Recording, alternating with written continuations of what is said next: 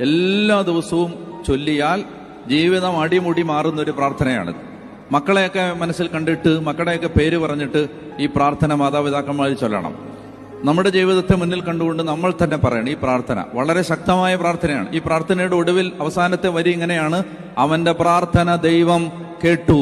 അവന്റെ പ്രാർത്ഥന ദൈവം കേട്ടു. കേട്ടു എന്ന് ബൈബിളിൽ എഴുതി വെച്ചിട്ടുണ്ടെങ്കിൽ ഇത് ലോകത്തെവിടെയിരുന്ന് ആര് പ്രാർത്ഥിച്ചാലും ദൈവം കേൾക്കുന്ന ഒരു പ്രാർത്ഥനയാണിത്. അപ്പൊ അതുകൊണ്ട് എന്താണ് അവന്റെ പ്രാർത്ഥന? അവൻ ഇസ്രായേലിന്റെ ദൈവത്തോട് പ്രാർത്ഥിച്ചു. എന്താണ് പ്രാർത്ഥന? ദൈവമേ, അങ്ങ് എന്നെ അനുഗ്രഹിച്ച് എന്റെ അതിരുകൾ വിസ്തൃതമാക്കണമേ. യെശയ്യാ 54 ഇതാ വായിച്ചത്. എന്താണ്? നിന്റെ കൂടാരത്തിന്റെ അതിരുകൾ വിസ്തൃതമാക്കുക. ഇതാണ് അവൻ പ്രാർത്ഥിച്ചത്. ദൈവമേ, എന്റെ അതിരുകൾ എന്നെ അനുഗ്രഹിച്ച് എന്റെ അതിരുകൾ വിസ്തൃതമാക്കണമേ. പിന്നെ അങ്ങയുടെ കരം എന്നോടുകൂടി ഇരിക്കുകയും സകല വിപത്തുകളിൽ നിന്ന് എന്നെ കാത്തുകൊള്ളുകയും ചെയ്യണമേ.